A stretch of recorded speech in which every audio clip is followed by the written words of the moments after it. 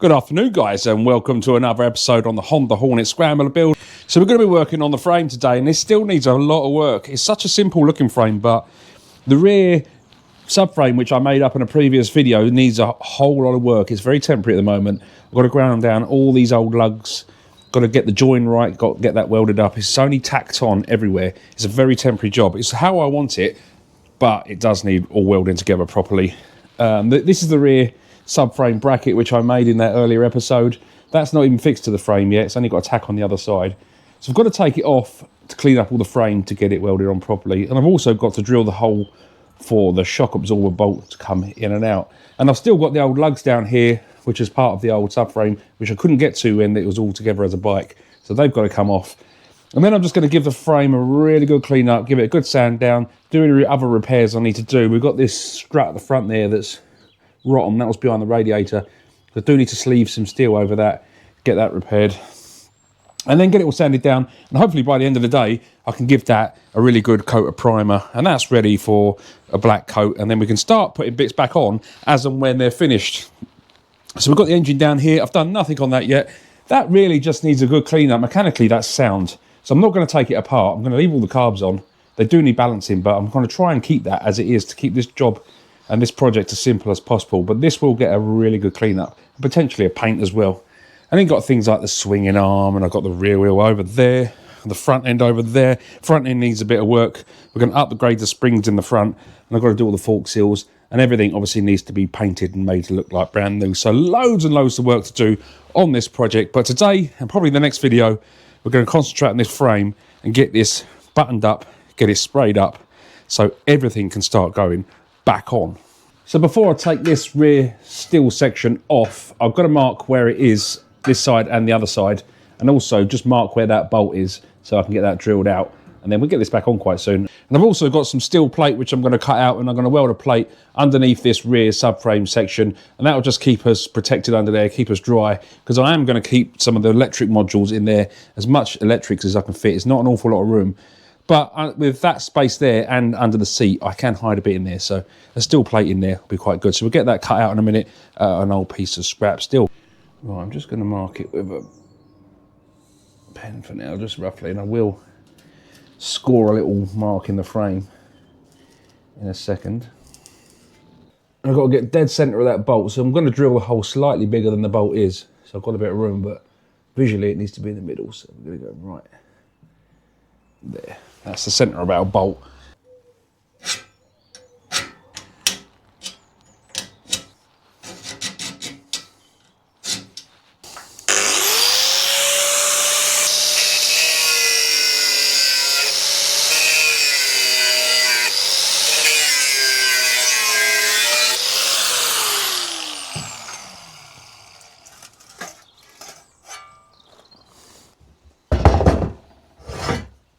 So I have to apologise, I had a bit of footage there and I lost audio on it, so it was pretty naff. But I was just drilling out the holes for the shock. So I've got one drilled on this side, and I've got the other one drilled out on that side. And that's just so I can pass that shock bolt through when I put all the shock back on. And I did it with one of these step drill bits. These are fantastic, they really are. So just drill a little pilot hole first. And I just took that up to 25mm, whichever I decided to go up to, so they step up. And you can just stop. You feel a definite stop when it hits each step. And yeah, these are fantastic. And I actually got these from Lidl's, believe it or not. These are Parkside, which is like a Lidl brand. And they're only a couple of quid, so I bought a few packs, thinking they're going to wear out really quick. I've actually used this one at work for the last week or so, and I've used it to drill some holes here. It's still as sharp as ever, so yeah, not bad at all, actually. I think these are pretty good for the price. So yeah, I'm going to get it outside now, get the rest of that welded up, get it sanded down, and then we'll move on to the main part of the frame and get that prepared for its fabrication.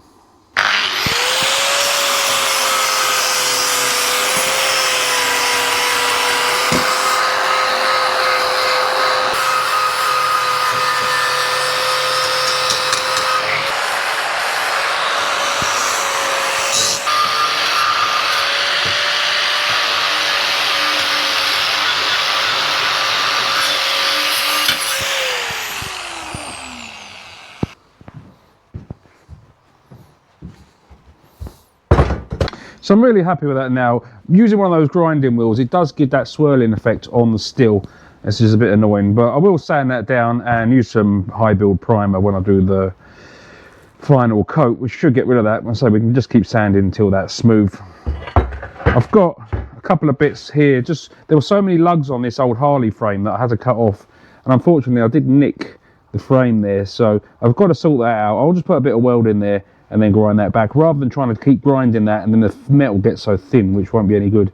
I'll just pop a bit of weld in there and then get that flat. And anywhere it does need a bit of like body filler, obviously I'm going to weld these seams up again and get that all filled up, but if it just needs a little bit of blending, I can put a bit of body filler in there before it's primed and just get that smooth. But really, on the whole, I'm happy with that.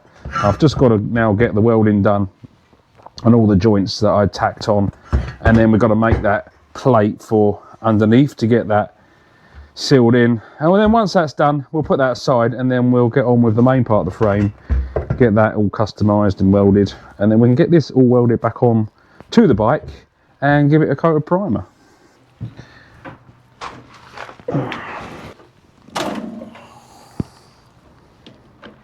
Right, let's get these seams welded up with my trusty 20-year-old Clark's welder. I had to go and buy new gloves as well, because I left them outside and I went to get them mouldy. Look after your stuff, because I don't look right now with a brand new glove. Matches my brand new overalls, look daft. Anyway, let's get this on.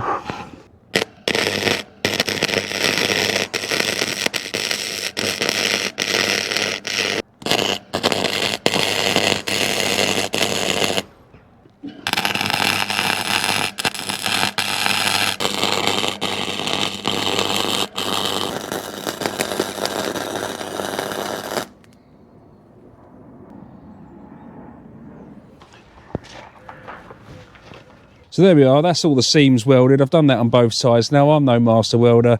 I'm still practicing at this, and I totally admire people that do weld properly, because it's a real art. But I've put a big thick weld in there, and I'd rather it strong, and I can grind that round and get that flush. And I've done the same on all the parts of the frame where I've joined them. Just put a nice big thick weld on there, and I'll get all that grounded back, including all my snots. But that's all part of the fun, learning as you go. If you are going to try doing any welding yourself, wear your gloves. You saw me there not using my right hand glove because I thought it was easier on the trigger, but I've burnt myself. You know, even though that's a little burn, problem is when you burn yourself with a welder, it doesn't stop going through your skin until it cools down. So that's actually quite a deep hole I've got there, and it's really bloody sore, and I'm lucky to only have the one. And I haven't learnt my lesson because I did it here the other day. So wear your gloves.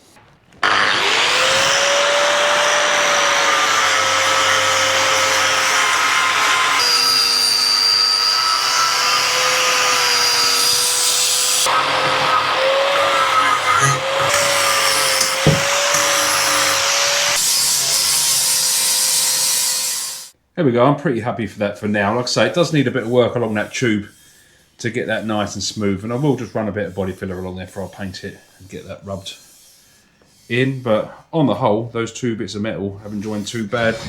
And I've just been working on this bottom weld here, just getting all that blended in where this tube comes down and meets the frame there. Needs a little bit more work, but for now, I'm pretty happy with that. The shape of it's coming together. So it'll come off the subframe there, and then we've got our loop going up over the back. I did manage to fix that little bit of loop in there where I caught it. But like I say, these grinding wheels, they leave a horrible surface on the metal, so I'm going to sand that right down the best I can. But so a bit of filler primer, and I think that's not too bad for an amateur job. Yeah, so that's the rear subframe kind of done. So I've got to put some steel plating under here, which I'll do in the next episode. I'm going to cut it now, get it ready. But it's getting a bit late now, and I think my neighbours are going to start complaining if I cut any more, grind any more today. And I'll just get a piece of plate and I'll weld that on there like that, and then give this a really good rub, hang it up, give it a prime, and then just make sure it fits on the bike, make sure the welding hasn't distorted the metal too much, but it looks okay. Everything still looks in line. So, and this is the piece of steel that I'm going to cut that underside with, just a bit of scrap 2mm steel. If I put that on there, you can see that there's enough of that steel to make a couple of lengths out of. And I'll just weld that on the underside, but yeah, not bad for now. Right, before we end this evening, I'm just going to pop it back onto the frame on its marks, just to make sure I've got a score line on this side, which I put in earlier. There you go, I've just popped it back on the bike just to put the clamp on, and you can kind of see there the shape that I'm after. I don't know if it's even coming out on camera, but that's it in its really sort of raw form before finishing and painting. Now it all kind of looks like one loop now rather than 3 bits of metal. And then in there you can see the hole perfectly lines up for the bolt to go through for the shock. So what I've got to do is zip all the weld around there, up underneath. I've got to put a little plate up in there just to blank the frame off, but I want to zip weld all that down there first, just to make sure this rear end is as strong as it can be, because it's going to sit my fat ass on it. And yeah, by the time you see this next, that rear frame will be ready for painting, and then we'll do this in the next episode. We'll get this one ready. Got to put the tank lugs on. I know where they're going. Repair this piece of steel here. I've got some tubing that I'm going to slide over and weld on. This frame needs a damn good degreasing because it's absolutely filthy before I do anything on there. But yeah, we'll do this frame over a few episodes because it's not going to be a very quick job. The fabrication on this has got to be right and it's got to be strong, and I don't want to rush it. So we'll do this over maybe 3 episodes and get the frame ready. And then, like I say, the next step after that's done will be putting all the rolling gear back on. We get all the front end rebuilt and painted. Got some fork seals up there for those. All the swinging arm can be painted and everything, new chain and whatnot can go back on. And then something that I've been quite excited to get done is get these tyres off. I want to get the tyres off both of the wheels, get these wheels cleaned up. I'm not sure what colour they're going to go yet, but they will be painted. And I'm going to get those big fat knobblies on there. And that will look really cool when it's a dry build, just a frame and a running gear with those big fat knobblies. And then I can start getting excited. But fabrication stage, it always takes a bit of time, but it's got to be right. And it's got to be as good as I can get it, because I'm not a welder and I'm not a fabricator. As always, thanks very much for watching the video. I hope you enjoyed it. I hope you enjoyed it as much as I did in the shed today. And I really look forward to the next episode where we can get a bit more done on that frame. And if this is the sort of content you like, don't forget to hit that subscribe button and give us a like, because I'm really trying to grow this channel. And the more I grow it, the more bikes and the more projects we can do. Now I've got to shoot, I've got to go and pick up my laptop. I can fix bikes and I can fix cars and I can weld frames, but I can't fix laptops. I absolutely destroyed mine yesterday. I managed to send the hard drive into a meltdown. Don't know how I did it, but anyway, big thanks to Will for fixing it this morning. He's taken it and he's got it all done in one day, and I'll have it back this afternoon so I can get this video edited and all the other videos that I've got ready to put into the system. And I will see you guys tomorrow when I crack on with the rest of the frame. So see you then. Cheers.